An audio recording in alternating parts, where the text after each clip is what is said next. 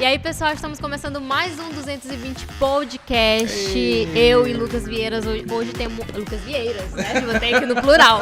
Temos a honra de receber Marcelo Aragão. Tá Boa tarde, que tem feito Grande Marcelo. história. E aí, galera do 220 volts. Cara, o Marcelo é um dos grandíssimos nomes desse mercado de eventos aqui na cidade, porque ele é o cara da quatro mãos, o cara que levou o padrão aqui de eventos da nossa cidade e que tem criado aí um circuito, né, dessa galera de fora, os grandes nomes do sertanejo, artistas nacionais, estão todos vindo pro Maranhão por causa da Quatro Mãos. A gente quer descobrir os bastidores disso. Será que a gente consegue, Marcelo? Consegue, estou aqui justamente para poder compartilhar com vocês um pouco dessa jornada que a gente vive aí diariamente, né, e realizar sonhos em coisas realmente concretas, né? O bom é que eu e a Anne, a gente já tem uma experiência nesses eventos da Quatro Mãos, que a gente já foi cobrir um bocado já, né? Nossa, eu tenho muita história. São de casa, meus meninos são de casa.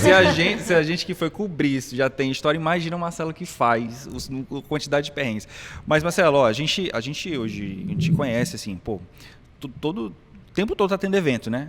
Você tem uma frequência, assim? O tempo todo não, 24 meses a gente ficou parado, né? Por causa da pandemia, né? Exato. Mas agora nessa retomada, já tem mais ou menos assim, de quanto em quanto tempo vocês fazem eventos? Assim? Na verdade, a gente nunca tinha tido um ano tão intenso como esse agora de 2022. Porque acho que a grande peculiaridade desse ano foi porque existiam vários eventos adiados da época da pandemia e nós tínhamos que cumprir a agenda que a gente já tinha também programado para o ano de 2020. Entendi. Então acabou que realmente parece aquela corrida de 100, a gente está correndo aquela corrida de 100 metros que nunca acaba. Uma corrida de 100 metros que do tamanho de uma maratona de 42 quilômetros, numa intensidade muito grande, mas tendo um saldo muito positivo. Muito positivo, até surpreendentemente positivo, porque a gente já esperava. Tinha muita coisa represada, né? Mas vamos voltar lá, assim, lá atrás. 32 anos atrás. Quantos? Há 32 anos atrás. É o tempo que eu tenho em atuação, em produção de eventos, são 32 anos. 32 anos, é muita coisa. Vocês não tinham nem nascido, gente. Não, acho que eu nem pensava. Vocês não tinham nem nascido. Nem projeto. Mas como foi isso, assim? Na verdade, antes dessa coisa de eventos, quando você era criança, você já tinha alguma coisa assim de organizar a galera, de liderar a galera? Eu acho que o momento emblemático que me fez despertar que algo estava errado, né? Foi quando eu fiz um teste vocacional. Eu estudava no colégio. Na verdade, eu passei minha infância toda em Brasília e cheguei aqui no começo da pré-adolescência. E aí eu fui estudar no Colégio Santa Teresa e lá tinha teste vocacional para alunos que estavam iniciando o ensino médio. Acho que eu devia fazer 7ª série. E eu tinha a idade avançada porque eu era adiantado. Na 7ª série eu devia ter 11 anos de idade. Acho que mais ou menos isso. Já era acelerado. Já era acelerado, né? Já era acelerado. Do seu tempo. Já estava ali. E aí terminou o teste vocacional, o psicólogo chamou o coordenador da área e pediu, olha, para aquele aluno bem ali a gente precisa bater um papo a mais. E eu me lembro que eu fui me tremendo todinho porque eu fui o único que fui chamado. Nossa, e que chegar lá, chamaram. Tava o coordenador do ensino médio do Santa Teresa, que é o Ronan Carmo, psicólogo também, e o psicólogo que fez o teste vocacional. E aí me chamaram, Marcelo, tem algum problema porque você não escolheu nenhuma das profissões que estavam aqui para serem selecionadas. Tinha policial, padre, médico, engenheiro, advogado, contador, enfermeiro, bombeiro. Aquele grupo ali das tradicionais, aquele grupo dos tradicionais, né? E eu disse, não, eu realmente não quero ser nenhum desses. O que você quer ser? Não sei dizer, mas nenhum desses aí eu quero ser. Certeza absoluta? Certeza absoluta. Então, depois só fizeram essa pergunta e tudo. Eu não consegui descrever o que eu queria ser, porque realmente eu não sabia o que eu queria ser. Mas depois disso, conversando depois, eu tive 2 ou 3 conversas com o Ronan, ele perguntou o que eu gostava, com o que eu me identificava. E lá eu já fazia, mesmo com 11, 12 anos de idade, os campeonatos de botão do meu prédio, era eu que organizava. Os campeonatos de futebol do meu prédio, as festas de final de ano. Aquelas festas que a gente dizia que era festa americana, que se levava o pão americano com o suco, que vocês também não conhecem, que suco de uva. Fazia, tocava,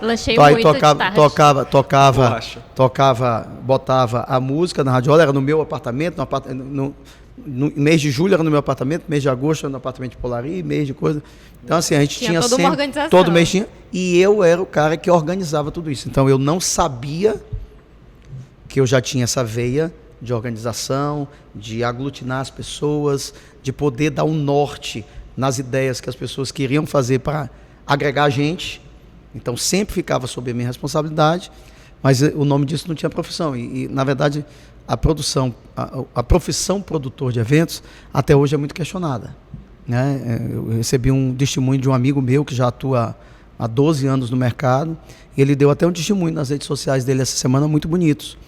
Muito bonito, ele é um cara de muito êxito no processo, ainda jovem, mas ele mesmo de uma outra geração que não a minha, né? Ele deve ter 32 anos, 33, 35 anos, ele falou que lutou muito para a família dele aceitar quando ele disse que ele ia ser produtor de eventos. Não, tudo bem, isso aí você vai ser, isso aí você já é. Eu quero saber o que você vai ser além disso. Então ainda é uma profissão marginalizada. Ainda é algo que as pessoas acham que qualquer pessoa pode fazer, que é só ter a ideia, vou fazer uma festa, vou fazer um evento e vai dar tudo certo, sem responsabilidade com aquilo que se entrega. Então, tem muito da marginalização do processo e muito do que se pensa ser fácil em exercer essa profissão. E está longe de ser só isso, tá, né, muito Marcelo? longe. Está longe muito de ser longe. só organizar um calendário e ir lá. Por isso, Anne, que tem muita gente que entra e que desaparece, né? Porque assim, quando a gente fala de eventos, você tá... Não é só você fazer um show por fazer, é você pensar na experiência que as pessoas vão ter. E isso traz uma responsabilidade gigantesca, assim. Eu costumo brincar com as pessoas do seguinte, por exemplo, eu vendo a gente faz evento para 3, para 4, para 5, para 10, para 18, para 20. O que a pessoa compra é o acesso à festa, o ingresso, né? Que hoje nem papel mais é digital, né? O QR Code e tudo. Então você é obrigado com o produto, com aquilo que você pensou em realizar, a atender a expectativa de milhares de pessoas que compraram concretamente um QR Code ou um ingresso, mas que cada um individualmente projetou uma expectativa individual daquilo que vai viver naquelas 3, 4, 5, 6 horas de evento que você está realizando. Então é um desafio muito grande. É diferente de quem vende, quem faz parte do comércio e vende um copo. Não, eu fui na tua loja, Anne, comprei esse copo, Lucas. Então eu sei a finalidade para que ele serve. Eu tenho uma bombonier e eu vendi esse chocolate. Beleza, ele vai... As mulheres, quando estão com TPM, isso aqui é como se fosse um Ponstant, né? Então, assim, é aquela história. Concretamente, você sabe a expectativa que você vai atingir daquele teu consumidor. No show, não. Eu tenho a mulher que está se separando e quer esquecer, de qualquer maneira, aquele fracasso do casamento dela. Eu tenho o jovem que quer descobrir o amor da vida dele. Eu tenho uma pessoa que não quer nenhuma coisa nem outra, não tem nada a ver com viés de relacionamento. Ela é apaixonada, como eu tive agora, pelo Leonardo no cabaré, e eu vou ter pela primeira vez, eu já tenho 50, 60, 70 anos, eu vou ter a primeira vez a oportunidade de ver esse meu ídolo da vida toda. Então são expectativas muito individuais, muito personalíssimas de cada consumidor, de cada cliente, e que você é obrigado efetivamente a atender. Fora isso, como o Lucas falou, promover experiências, lembranças, memórias, para que aqueles momentos sejam realmente inesquecíveis. Na verdade, a minha prestação de serviço, ela não acaba. Ela não acaba. E esse é o meu sonho, e é isso que eu busco. Eu busco literalmente isso. Eu quero que vocês se lembrem, como vocês acabaram de testemunhar aqui, de maneira subjetiva, dizendo, a gente cobriu o evento e isso faz parte da memória da nossa vida profissional e da nossa vida pessoal. Ou seja, alguma coisa de bom eu venho conseguindo fazer. Nossa, com certeza. Porque vocês sorriem quando vocês se lembram. Então, poxa, deu certo. Exatamente. Eu acho que é por aí, entendeu? E, Marcelo, essa coisa assim de você promover essa experiência, promover essas memórias, era uma coisa que já te acompanhava quando você organizava esses campeonatos de botões, assim? Você fazia porque você gostava de ajudar? Ou você fazia porque não não tinha quem fizesse e alguém tinha que tomar a liderança e você assumia? Eu não vou ser prepotente para dizer que, não, eu era escolhido, eu fui apontado por Deus e o nego me descobriu nessa coisa. Não. Eu acho que o começo foi assim. Eu tinha um senso organizacional de planejamento de como as coisas deveriam ser feitas, e a partir daí eu fui descobrindo que sempre podia ter algo mais. E aí, respondendo essa pergunta, me lembrou agora, até me arrepiei, porque eu nunca tinha pensado nisso e essa pergunta foi muito inteligente. as coisas foram acontecendo de maneira tão orgânica e tão bem feitas que a gente acabava que todo final de ano a gente fazia uma festa para celebrar o sucesso de tudo aquilo que a gente tinha organizado.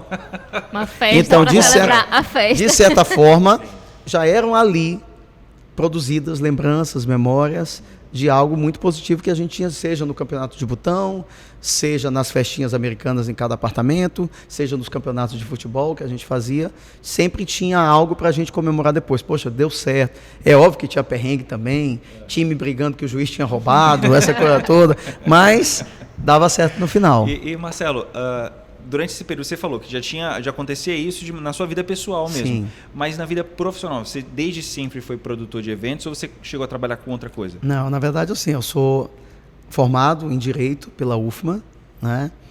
Pós-graduado pela FGV em Marketing, né? Fui emancipado com 16 anos, né? Entrei na UFMA com 16 anos, inclusive. O curso de Direito foi minha primeira opção, mas eu depois me decepcionei muito. Aí fiz Economia, aí também me decepcionei com Economia. Chegou a finalizar o curso de Economia? Não, eu já até fui jubilado. Né? Aí depois fui para Brasília, fiz Relações Internacionais. Caraca! Aí também não Mas gostei. isso era paralelo com os eventos que você já fazia ou não? Não, Os eu eventos vou eram contar depois. primeiro a minha vida estudantil aí para vocês. Certo. Né? Então, assim, eu saí do ensino médio com 16 anos e passei logo no primeiro vestibular na UFMA. E aí, na verdade, eu me sentia um estranho no ninho, porque eu era muito jovem para um curso que te exige muito conhecimento da vida como um todo. Então, na verdade, assim, eu era o mais novo da minha turma de direito. Eu sempre me acostumei a ser o mais novo, eu sempre fui o mais novo da minha turma. Mas na faculdade, isso se tornou um desafio pessoal muito duro, muito difícil de carregar, muito pesado. As pessoas começavam a discutir Marx e eu sempre gostei muito de ler. Mas a nossa juventude à época não era uma juventude como de hoje, que tem acesso à informação de uma maneira muito, sabe, de uma maneira instantânea e geométrica. Assim, se você quer conhecimento hoje, eu sou da época, gente, que meu pai tinha que comprar a enciclopédia Barça. Vocês não sabem o que é isso, mas era um negócio. Quer conhecimento? Quer conhecimento, você ia para o Almanaque Abril, que eram shots de conhecimento, ou você ia para as enciclopédias. Não existia computador. Então, ter acesso ao conhecimento era algo muito burocrático, era difícil, não era fácil. Era só quem queria mesmo. Era só quem queria. Então, assim, eu cheguei lá com 16 anos, ele começou a discutir Marx, Engels, filosofia e tal, não sei o que, aquilo para mim eu me senti um estranho no ninho. Então, literalmente, para mim foi um pouco difícil de assimilar e com pessoas muito mais velhas. Então, eu precisei amadurecer para depois voltar para o curso de Direito. Então, aí, decepcionado, fui fazer o curso de Economia, também à noite na UFMA, foi quando eu desenvolvi minha miopia. E aí também não gostei, achei muito teórico. Eu pensei que a economia fosse uma coisa mais dinâmica, o curso fosse mais dinâmico. Aí não gostei. Aí fui tentar Relações Internacionais na UNB em Brasília, deu certo. Gostei, mas aí peguei hepatite. Coincidentemente, eu tinha acabado meu namoro na época. E depois nós voltamos. Aí minha namorada, que hoje é minha esposa, morava em São Luís. Aí quando a gente voltou, eu falei, eu vou voltar para São Luís e retomar meu curso de Direito. Mas ela é de lá? Não, ela é daqui. Ah, tá. Né? Aí eu voltei com essa coisa, peguei hepatite, vou voltar para São Luís, e acabei reatando o namoro, aí levei meu curso, me formei, tudo direitinho. Só que eu nunca exerci a profissão. Eu nunca quis, na verdade, ser advogado, juiz, delegado, promotor, nunca quis. Eu na verdade, tinha consciência que o curso de Direito era um curso importantíssimo para te preparar para a vida. Ele te dá uma visão de mundo extraordinária. Quem disser que isso é mentira, não aproveitou o curso na essência que ele realmente é. E aí, quando eu me formei, eu já trabalhava desde 16 anos numa distribuidora que meu pai tinha. Eu fui emancipado, então eu tive também uma oportunidade de ter uma veia de entender o empreendedorismo desde cedo.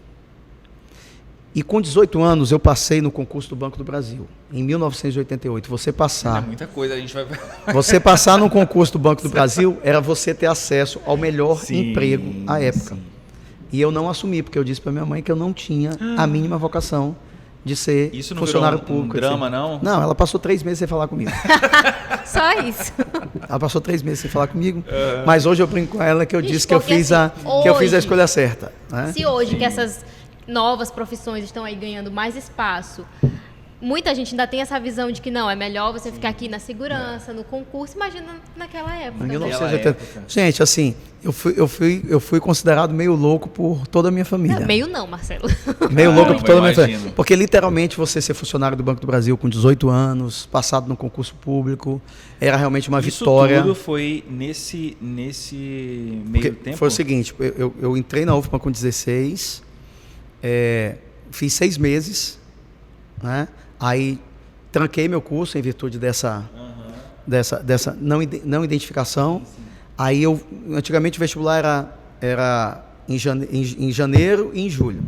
Aí eu fiz o vestibular de economia na própria UFPA em julho, já entrei na UFPA no mesmo ano de 87, fiz economia. Aí fiz 6 meses de economia. E também não gostei. Em 88 eu já fui fazer relações internacionais lá na UNB.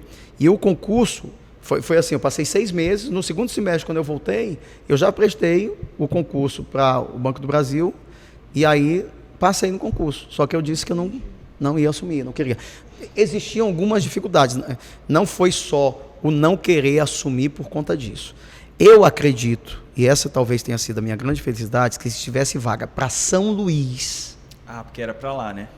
eu tinha que ir para o interior do estado. Então, assim, aí mesmo é que eu já tinha uma certeza que eu não queria ser. Sim. Ainda ter que ir para o interior do estado. Aí era demais. Aí, ou seja, me juntou a fome com a vontade. É o motivo que eu queria. Minha mãe vai brigar. Meu pai sempre foi um cara, sempre me estimulou muito a ter o empreendedorismo como visão de mundo, de vida, como opção profissional. Meu pai não falou nada. Mas, assim, a minha mãe, ela achou o maior absurdo do mundo, né?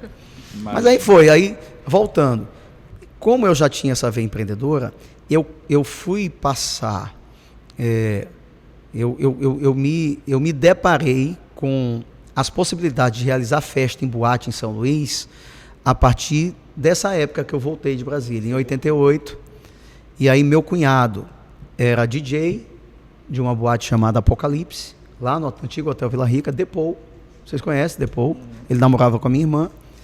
E eu comecei a ver que ele fazia umas festas com Álvaro, com o Ricardo, irmão de Arsênio, que também eram DJs e tal, não sei o quê. Aí o rapaz, quer saber de uma coisa? Bora, esse povo está começando como é que é? Vende ingresso, bota festa e tal, não sei o quê. É isso aí, bora. Aí eu comecei, aí eu desenvolvi com ele um selo chamado Axé Folia, que é um programa que até hoje ele tem. E aí, bora fazer umas festas de axé. Tava começando a despontar o axé. Fãs. Na- passando A gente por tá aqui. aqui no mezanino do bolso e vocês perceberam que eu aqui tentando abrir o chocolate sem fazer barulho, né? Discretamente. Mas sem condições. Ah, Aí ASMR. estava começando a surgir essas festinhas de boate e tal, não sei o quê. Bora, o axé estava começando a despontar, as micaretas no Brasil. Bora fazer essas festas de axé e tal, não sei o quê. E assim começou a minha veia empreendedora no que diz respeito, profissionalmente, vamos dizer, no formato que hoje eu exerço. Vender ingresso para divertir as pessoas. Você tá falando de quando? 1988, E 1989. essa foi a primeira festa que você fez? Foi. Aí, a partir daí, a gente desenvolveu esse selo, a Chefolia, aí a gente fazia a Chefolia na Gênesis, depois fazia a Chefolia... Depois o A Chefolia se tornou um programa, primeira edição dele na Rádio Jovem Pan, aqui de São Luís. Então, aí foi. Em 1991, essa ideia já era uma coisa tão próspera, que aí eu criei uma empresa chamada Day by Day. Foi minha primeira produtora. Em 1991 eu já tinha 21 anos, né? E quando eu abri... Já tinha 21 Já anos, tinha, gente, não, Marcelo. um Só baby. tinha, porque, pô. Um baby. Aí já tinha 21 anos, aí já foi. Day by Day Armações era o nome da empresa, né? E tinha CNPJ, tinha tudo, e aí eu fui atuar como produtor de eventos mesmo, trazendo bandas de fora. E o cenário daqui de Nessa São fase Luís? tu já né? tinha certeza que tu queria Já, seguir. aí já ia. Aí nessa época eu já era um dos diretores da distribuidora do meu pai, já tinha uma outra empresa distribuidora no mesmo segmento dele, já atuava bem, a gente já era... Meu pai já atuava em 8 estados, Nordeste, já estava consolidado, tudo. Mas em 1991 eu comecei profissionalmente mesmo, de maneira empresarial, a tentar entender que isso também podia ser um viés. Distribuidora de bebidas, você fala? Não, era distribuidora de revistas de jornais. Revistas de jornais, era editorial, o nosso ramo era editorial mesmo, né? Revistas de jornais. E aí, em 91, eu tive a coragem de, não, eu vou atuar também empresarialmente nesse setor. E foi engraçado, gente, que a gente fala assim, poxa, Marcelo, diz pra gente uma dica e tal, não sei o quê, como é que a gente faz para não errar? Eu falei, não, você tem que primeiro errar para poder aprender. Os 5 primeiros shows que eu fiz na minha vida com a Day by Day, todos os 5 deram errado. Nossa. Todos os 5 deram prejuízo. E aí eu tive um patrocínio. Eu não tinha economicamente viabilidade para poder sustentar os fracassos do meu negócio. E meu pai entrava lá, salvava, dava aquelas entradas, e sempre me incentivando, dizendo que esse erro ele era...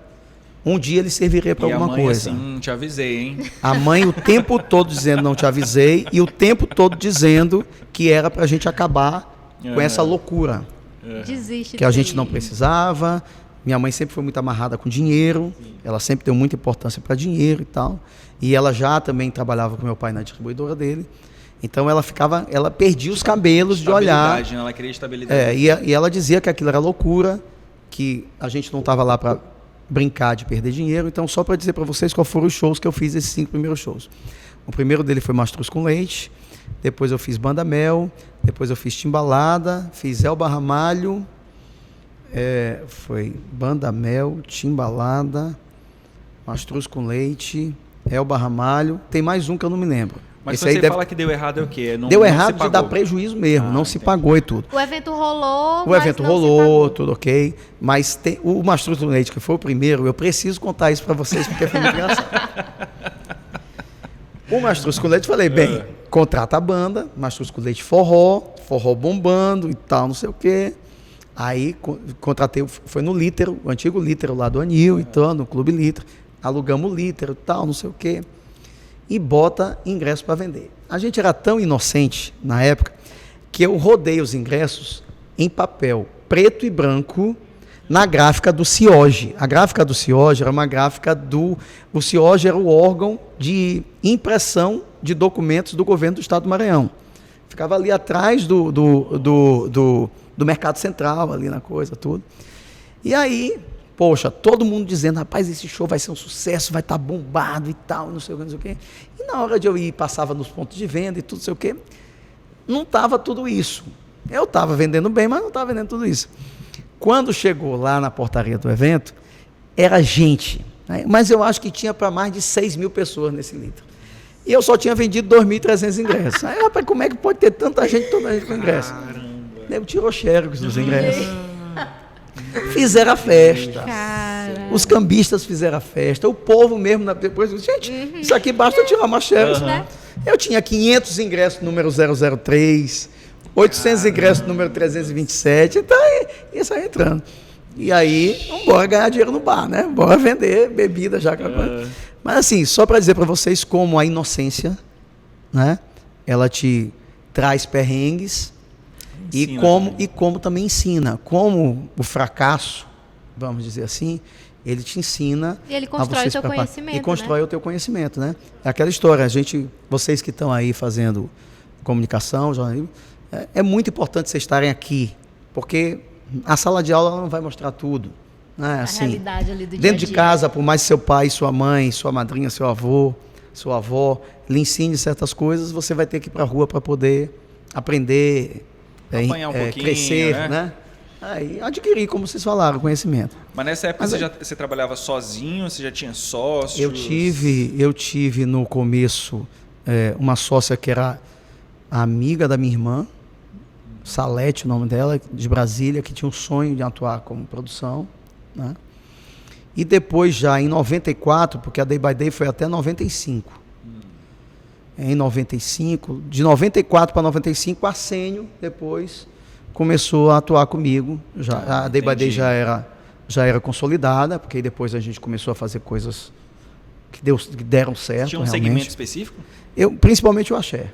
Não era só o axé, mas principalmente o axé. Porque também naquela época era o que porque tinha, né? é o que estava despontando. Porque o que acontece? existia já em São Luís do Maranhão uma empresa muito consolidada no ramo de produção, que chamava-se RAS Produções, que era formada por 3 sócios. O Roberto Gugel, que hoje é o meu sócio da Quatro Mãos, vê como o mundo dá volta. Né? Tá? O Roberto Gugel, que hoje é meu sócio da Quatro Mãos, o Antônio Linhares e o Sérgio Linhares, que eram irmãos. O Sérgio Linhares, hoje, que é dono de várias casas, atuou durante muito tempo no ramo de produção de eventos aqui. Então, eles tinham uma empresa chamada RS Produções. Então, eles já tinham também muito relacionamento com grande parte do segmento que eles atuavam. Então, eu não poderia chegar e me apresentar como outsider e chegar também confrontando com eles. Então, como o axé era o que estava nascendo, eu já tinha tido essa percepção. Falei, eles não atuam no axé, deixa eu pegar o axé aqui para mim. Entendi, E vamos fazer porque lá um eles segmento. atuavam com forró. Na verdade, não só forró. Forró, brega, pop rock. Tinha o pop rock, tinha MPB. Eles atuavam. Nessa época também o Guilherme Frota já atuava também. O Guilherme Frota atuava muito nesse segmento do MPB, desses artistas mais calmos, né, da música popular brasileira. Né? Mas eles já atuavam de maneira consolidada nesse outro segmento. E aí foi até 95 por quê? Porque em 95 eu entrei no Marafolia. Porque aí um outro hit, porque aí o que acontece? A prefeita Conceição Andrade, na verdade, São Luís foi a última capital do Nordeste a ter a sua micareta. Apesar de o Marafolia ter sido entre as 2 maiores micaretas do Brasil, à época, ela não foi a primeira, não foi a segunda, não foi a terceira. Todas as capitais do Nordeste já tinham micareta, todas, sem exceção, e São Luís não tinha. Em 1991, eu fui passar meu primeiro carnaval em Salvador. E eu vi o que era loucura daquele. Vocês já passaram o carnaval em Salvador? Ainda não. O dia que vocês Vem, não é mais daquele jeito, não é mais daquele jeito, mas era realmente. Você chegava, você pisava em solo soteropolitano, você entendia o que era a magia da força daquela música e que aquilo realmente ia ser. Aquilo era a cara do Brasil. Aquilo ia tomar conta do Brasil, inevitavelmente, de uma maneira ou de outra. E aí, em 91, eu fui lá. Eu falei, caraca, eu já atuava, né? Nesse segmento de shows de axé. Eu falei, rapaz, eu tenho que fazer isso aqui em São Luís. Eu tenho que fazer a tal da micareta, que diabo que São Luís. Caraca, você já ficou com... E aí veio uma cobrança, né, popular, porque que São Luís é a única que não tem, e na época a prefeita era Conceição Andrade. Aí ela decidiu fazer uma licitação pública para escolher qual era a empresa que teria o direito de fazer a micareta. Então, na verdade, o Marafolia surgiu como resultado de uma licitação pública feita pelo município. E existiam muitas empresas? 3 propostas foram apresentadas: Sanfolia, Maraxé e Marafolia. Foram 3 propostas. Todas por vocês? As Não. 3? Cada empresa tinha um. Marafolia foi apresentada pelos antigos sócios do Marafolia, do qual eu nem fazia parte. O meu projeto chamava-se Maraxé. Eu era concorrente deles. E tinha um outro projeto... E tinha um outro projeto chamado Sanfolia. Um pouco antes de serem abertos os envelopes, eu fui chamado por 2 sócios do Marafolia, e aí eles me convidaram. Rapaz, a gente não entende nada de axé. Tu que vens atuando com esse segmento, já com shows e tudo, a gente vê que teus shows estão dando muito certo, que tu estás bem consolidado nesse segmento, e esquece o teu projeto. Nosso projeto é muito mais robusto. Nosso projeto tem chiclete com banana, nosso projeto tem cheiro de amor, o nosso projeto tem pimenta nativa, a gente já tem contato para o ano que vem já ter ele mais robusto com outras bandas e tal. E tinha o que no teu projeto? O meu projeto era Araqueto, Banda Mel e... Eu não me lembro o nome da outra atração. Vocês montavam um projeto e apresentaram para a prefeitura. Exato. O meu projeto... E aí quando você escutou isso? E aí eles me seduziram. Literalmente, eu abri mão do nosso projeto, né? Mas eu botei minhas condições. Eu falei, beleza, mas eu quero Nana Banana. Então, eu não entrei no Marafolia como sócio. Eu entrei no Marafolia como diretor-geral do bloco Nana Banana. E o ano de 95 foi assim. E o resultado do ano de 95 foi realmente um êxito. O Marafolia, desde o começo, foi extraordinário. Mas o bloco Nana Banana, ele despontou assim de uma maneira tão gigante, o nosso trabalho foi tão bem feito, social, administrativo e tudo, que em 96 eu já fui convidado para me tornar sócio do Marafolia, por eles. Cara, o Marafolia foi um surto. Era tu... Os 6 sócios do Marafolia? Eram 6? Eram 6. Era eu, Roberto, Gustavo, Valfredo, Dulce e Tucides. Nós éramos 6 sócios do Marafolia. Foi um surto, né? Hoje em dia a gente ainda fala de Marafolia. Lembrado até hoje. E foram quantas edições? O Marafolia foi de 95 a 2008 na Litorânea. 2009 não teve. Aí 2010, 2011 nós fizemos o Planeta Marafolia lá no Cais da Alegria, que foi o formato fechado, que não deu muito certo, né? E aí Quatro Mãos veio onde? A Quatro Mãos veio com o encerramento das atividades do Marafolia em outubro de 2014. Então a empresa veio de 90 e... O Marafolia foi de 95 até 2014. Porque mesmo a micareta deixando de ser realizada, a empresa já continuou, porque ela já atuou... Tinha outros projetos, a gente já atuava, na verdade, no ramo do entretenimento como um todo. Vocês não era mais só a axé. micareta? Não. Aí já fazíamos tudo. Mas tudo era com o selo do Marafolia? Do Marafolia, o nome era Marafolia.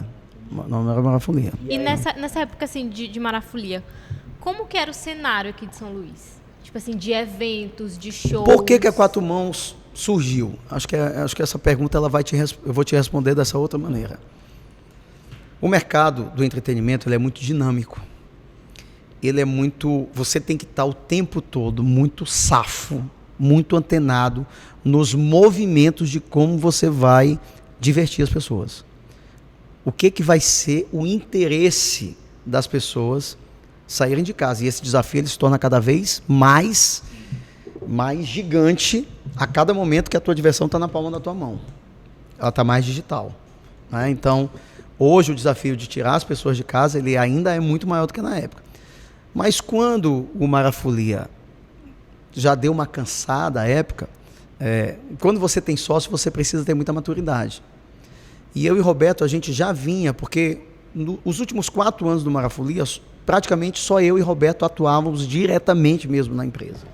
Os outros sócios já vinham atuando em outras empresas de outros segmentos que eles abriram. Então nós ficamos como se fossem os gestores da empresa Marafolia. E a gente já percebendo, como a gente estava no dia a dia lá, a gente já percebeu, olha, o mercado está fazendo muito movimento, a gente não pode mais se propor a colocar o artista no palco e vender ingresso. Essa fórmula está esgotada. E a gente ficou batendo nessa tecla como se fosse murro em ponta de faca durante muito tempo para que os outros sócios entendessem que isso tinha uma parede bem ali que a gente ia dar com os burros na água. Né? Até que em 2014, no final de 2014, o Roberto foi o primeiro a tomar a decisão. Olha, do jeito que está não vai mais dar, eu vou sair. E aí... Pera, eram 6 nessa época? 6. Não, nessa época só já eram 5. A Dulce tinha saído desde 2000 e... Acho que a Dulce saiu em 2012, por aí. A Dulce saiu uns dois anos antes. Acho que a Dulce saiu uns 2 anos antes. Ficaram 5, aí depois ele saiu. Aí o Roberto saiu em outubro de 2014. Eu ainda continuei, né? Mas quando foi em dezembro, eu também decidi sair. Né? E aí, a partir daí, o Roberto disse que ia atuar no ramo de shows populares. Ele é cearense, ele gostava muito de forró, ele achava que tinha uma lacuna aí para ser explorada. E eu sempre disse que não. Eu sempre disse que eu queria atuar no ramo que a Quatro Mãos hoje está atuando. Eu acho que a Quatro Mãos ela tinha que ter uma... Eu já tinha percebido no mercado esse lance da palavra jornada, experiência, que o espetáculo é muito mais do que só o palco, né? E aí a gente acabou se reencontrando. E você define na verdade quem fez hoje como o segmento? Cara, assim, eu defino a Quatro Mãos como qual é o meu sonho, né? Então tá, só terminando de responder a pergunta lá. O Marafolia, ele não continuou, a empresa Marafolia não continuou porque os movimentos do mercado não foram percebidos por grande parte dos sócios que lá ainda estavam. E aí acabou que a Quatro Mãos surgiu com essa ineficiência que o Marafolia, ele foi mais uma empresa, a empresa foi mais uma visão mais econômica do que emocional. E nenhuma empresa hoje se prospera se ela não tiver um viés humano e emocional. Em primeiro lugar, você tem que pensar, não é só no teu cliente, é na humanidade daquilo que você constrói, daquilo que você produz. Eu não acredito em nada que se faça pura e simplesmente por um objetivo e um valor econômico. A cauda disso é muito curta. Ela é muito curta. Então, a grande diferença do Marafolia para a Quatro Mãos é esse. Coincidentemente, as duas empresas estão economicamente muito fortes. O Marafolia era muito forte economicamente e hoje a Quatro Mãos é muito forte economicamente. Mas a Quatro Mãos só se tornou porque foi humana. Se ela tivesse um pilar com viés estritamente econômico, ela não teria se tornado o que ela se tornou em tão pouco tempo. Em tão pouco tempo. A Quatro Mãos, ela nasceu em dezembro de 2014, em julho de 2015 ela já era gigante. Em 6 meses ela já era gigante. Eu lembro dessa ascensão, assim. Que foi e era um negócio que a gente tomou um susto, assim. Né? Eu me lembro que em dezembro de 2014 a gente não tinha uma sala, a gente fazia reunião cada dia num canto. A gente não tinha mesa para sentar. Em 6 meses a gente já era empresa com escritório, com funcionário, com produtor, com respeito, com referência. E você lembra qual foi o primeiro show da Quatro Mãos? O primeiro show da Quatro Mãos foi um Réveillon, Flores, no Rio Poti Hotel. Foi o primeiro evento, dia 31 de dezembro de 2014. A virada do ano de 2014 para 2015. Aí depois já foi teve só... mais uma edição A gente fez, eu acho que 3 ou 4 anos do Réveillon Flores lá. Acho que 3 anos, 3 ou 4 anos. A gente fez 2014 para 2015, 2015 para 2016 e 2016 para 2017, 2017 para 2018. Pronto, a gente fez 4 edições lá. De 2017 para 2018 que eu cheguei ainda a fazer uma A gente fez esses Agora, Marcelo, 4 anos lá. Você estava falando aí que essa mudança, né, de Marafolia para Quatro Mãos tem um quê aí do que você acreditava para o seu trabalho. Sim. Que era diferente do que a outra galera Que era uma querendo. necessidade, tá, gente? Não era assim, não é que de repente uma mosca verde chegou, uma mosca azul me picou e Marcelo virou. Era o que você enxergava que precisava. Na Mas verdade, quando você fez essa virada, você se sentiu pressionado a mostrar que era isso eu mesmo? tinha certeza que se eu quisesse continuar atuando naquilo que eu amo, que é na produção de eventos, eu tinha que fazer essa virada de chave. Senão ia ser engolido por alguém mais jovem, tudo, que ia perceber isso. E que aconteceu, viu, gente? Em vários mercados. Como eu atuo nesse segmento há 32 anos, várias pessoas da minha época, da época das micaretas, que hoje saíram do mercado, que não estão mais atuando com isso, foi porque foram uma marafolia da vida. Não perceberam. Em algum momento estagnaram. Em algum momento, porque realmente era assim. Eu não estou dizendo que era culpa do Marafolia. Realmente era botar o artista no palco e vender ingresso. Era isso. Era o que funcionava. Isso satisfazia as pessoas, isso promovia lembranças, memórias. As pessoas saíam extasiadas, satisfeitas. Não era errado, não. Sabe? Só que, poxa, de 94 para 2014, eu estou falando de 20 anos. Em 20 anos tudo muda. Então, assim, você tem que perceber. As pessoas perguntam, Marcelo, quando é que você vai parar? Eu uso as palavras de Roberto Medina, quando eu fiz o Rock in Rio Academy. Em cima do palco mundo, no encerramento do curso, ele falou, eu não tenho por que me aposentar. Isto é o meu oxigênio. Eu não trabalho, eu me divirto. Isso me faz feliz. Eu não sou o Roberto Medina, mas ele me inspira. É mais ou menos isso que eu quero. Não é? É muito bom. É diferente, é aquilo que eu falo.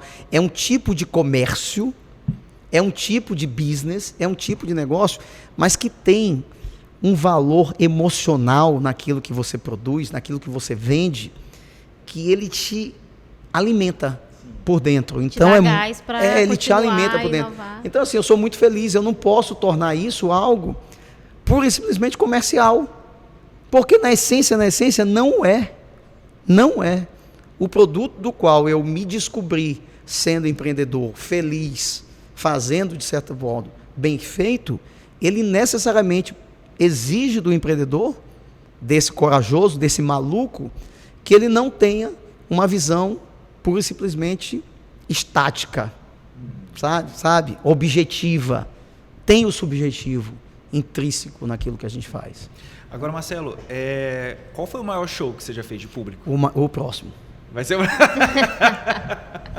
Aí pergunta, então tá, Marcelo, o melhor show vai ser o próximo. O próximo. Não tem essa. Todos os shows a gente encontra erros, falhas, virtudes, aprendizado, e todos eles a gente vai trazer um pouquinho daquilo que a gente errou e daquilo que a gente acertou para tentar melhorar o que vocês, a expectativa que vocês geram ali naquilo que a gente faz. Então, assim, não, porque o maior e o melhor também é subjetivo. Poxa, público, eu fiz, a gente produziu os 400 anos aqui, quando São Luís fez 400 anos para o governo do estado, na época. E assim, eu tive público aí de 200 e tantas mil pessoas na Lagoa, né? Roberto Carlos, Ivete Sangalo, Orquestra Sinfônica Brasileira, Gilberto Gil, né? Padre Fábio de Melo, Aline Barros, Zezé de Camargo e Luciano. Assim, quantos Réveillões, quantos carnavais abertos. O próprio Marafolia, o Marafolia a gente colocava no sábado de Marafolia 500 mil pessoas na litorânea. Sabe? Quando São Luís tinha 700 mil habitantes, 800 mil habitantes. E Marcelo, você sente a pressão de fazer esses eventos? Sinto. Aquele negócio da borboleta no estômago, do frio na barriga, de na hora do primeiro acorde, a lágrima escorrer e arrepiar, e quando acaba, agradecer, celebrar. É igualzinho. Não tem esse negócio de... Mesmo depois de tantos anos. É assim. E eu acho que talvez isso é o que me move. Isso é o que me move. Eu não... Seria muito diferente se eu não sentisse isso. Entendi. Eu acho que é bem aí quer um segredo aí? Quer o pulo do gato da receita? É isso. E você se você se descobrir querendo ser, o que vai te alimentar e fazer isso é se você continuar tendo esse arrepio, esse frio na barriga e tudo. E Marcelo, teve algum show que você fez questão de trazer para uma coisa assim sua mesmo? Vou dizer, Marisa Monte. Foi, né? Isso foi muito engraçado.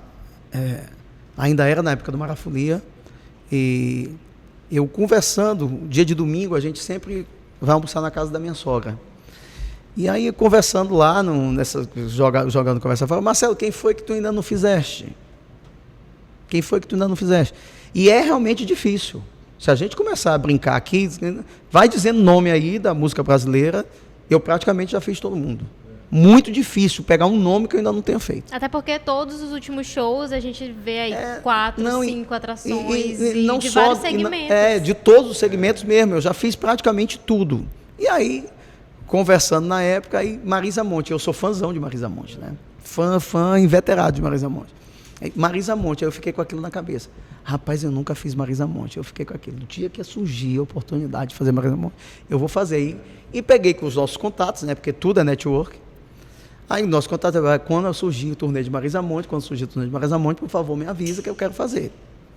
A dita turnê surgiu. Muito tempo depois, ou não? Eu acho que uns 8 meses depois. Não foi assim uma coisa de... Assim, tal. Aí 8 meses surgiu o Marisa Monte. Só que era uma data horrorosa, era uma terça-feira.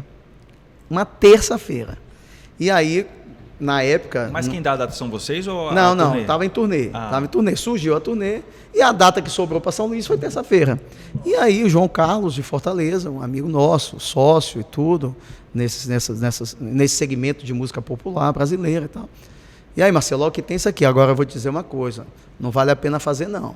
A produção é cara, tudo, a logística é cara, tudo é muito caro, só tem terça-feira. Aí eu, não, João, me lembrei daquela conversa, daquele almoço. Eu sou fã, eu tenho que botar isso aí no meu currículo. É uma questão de honra. Eu tenho que botar no meu currículo. E aí nós éramos, na época, 6 sócios do Marafolia. Galera, tem isso aqui. Rapaz, os 5 chegaram e disseram, não vou fazer não, tá doido. O Marafolia era, ninguém vai fazer nada para perder dinheiro. E esse era o lema. E eu bati o pé e disse, rapaz, nós vamos fazer sim. E falando nisso, como é que não, agora eu quero saber como foi esse resultado. Sim, Vamos fazer. Se vocês não fizerem, eu faço essa porra sozinho. Aí, chegou, não, então bora, vamos fazer aí, mas vê bem e tal. Rapaz, e eu me desdobrei para vender patrocínio, para não sei o que. Acabou que a gente conseguiu uns 2 ou 3 patrocínios e tal. Eu sei que a conta, gente, é o seguinte, vendendo todos os ingressos, o show empatava. Vendendo. E assim a gente fez. Eu me lembro que o resultado do evento foi R$7 mil de lucro. Eu era um dos homens mais felizes do mundo, porque eu tinha feito Marisa Monte. Nada pagava essa felicidade. Mas nada pagava a felicidade. Cara, que loucura. Marcelo, tem muita gente que acha assim, que é fácil trazer artista assim para São Luís. Eu imagino que não seja. É muito difícil. E caro. Porque às vezes a pessoa tá bombando, sei lá, alguém que tá bombando aí, e às vezes, mas nunca veio para São Luís. Como é que se dá essa escolha para os artistas virem para cá? É vocês que propõem, eles que ligam? A escolha e o contato. As duas coisas. As duas coisas. Primeiro que é obrigação nossa ficar percebendo o movimento de mercado daquilo que economicamente vai ser viável para ser realizado, né? Então esse movimento da música, por exemplo, na época da pandemia surgiu o tal do segmento piseiro. Ninguém sabia o que era piseiro até antes da pandemia. Então surgiu o piseiro, representado inicialmente pelo Barões da Pisadinha, né? Que hoje ninguém nem mais fala, né? E depois Mas abriram caminhos. Abriu o caminho, foram pioneiros.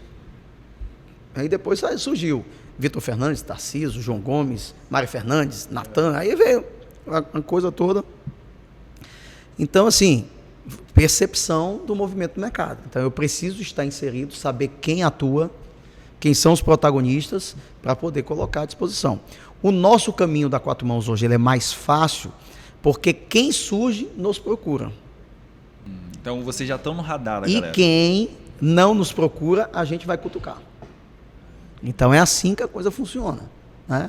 Então, mas foi toda uma construção. Mas é uma construção. Dessa credibilidade, desse posicionamento do gente, mercado. Gente, né? como tudo na vida, é um passo de cada vez. É um degrauzinho por degrauzinho para você conseguir chegar exatamente nessa posição, vamos dizer assim, confortável, mas que você não pode se acomodar. E qual a maior dificuldade que você acha, assim, desafio, na verdade, de trazer uma pessoa para cá que a galera nem pensa? Assim, o pessoal acha que é moleza trazer um Roberto Carlos, por exemplo. E aí, o que você encontra mais dificuldade em São Luís? É o que? Logística? Agenda? Existem algumas dificuldades muito peculiares de São Luís. A logística é a principal delas. São Luís não é rota para nada.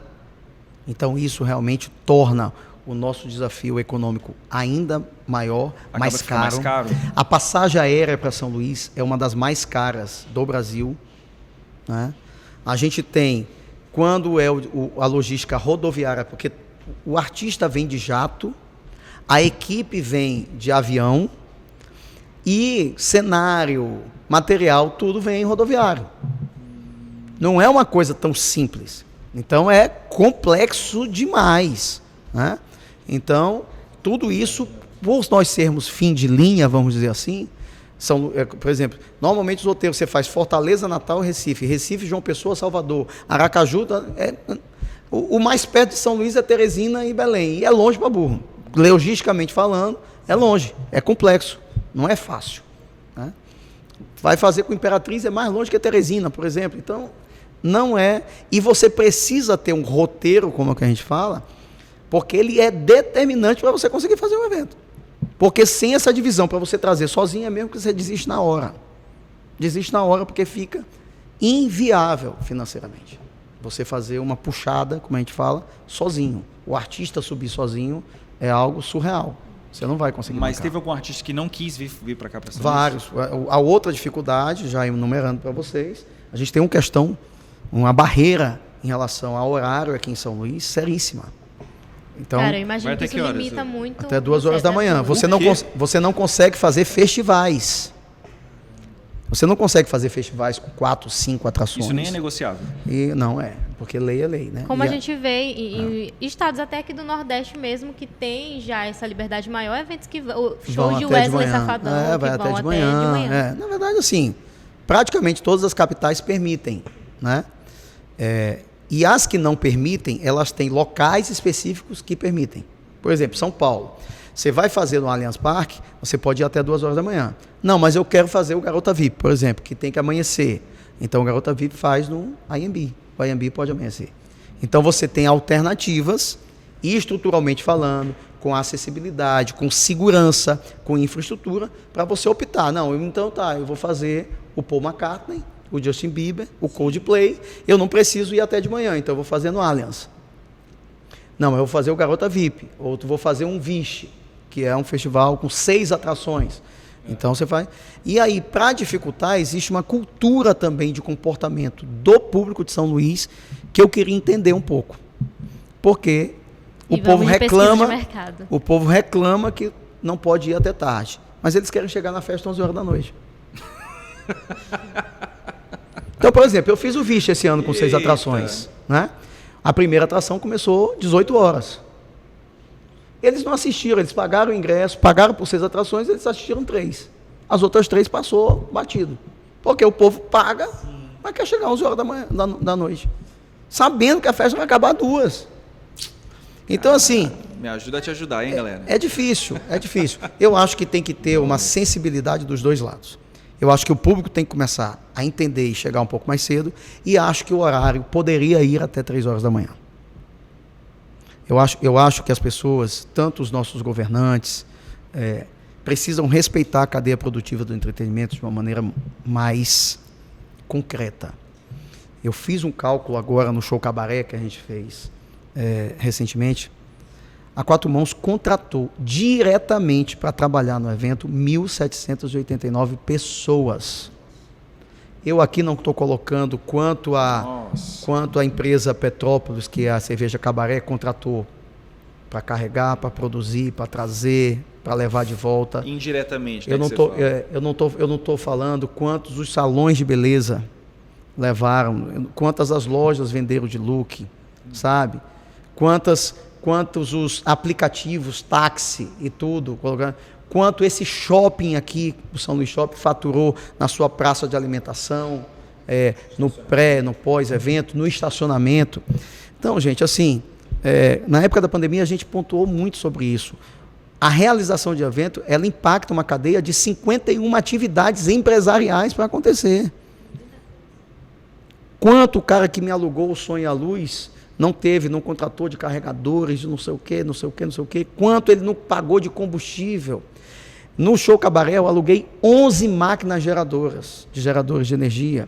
Quanto de combustível nós não consumimos, quanto de logística não foi? Foram 310 cabines sanitárias. Quantas pessoas essas empresas não contratam, essas pessoas não contratam para poder carregar, para limpar, para sugar, para levar de volta. As pessoas não enxergam isso.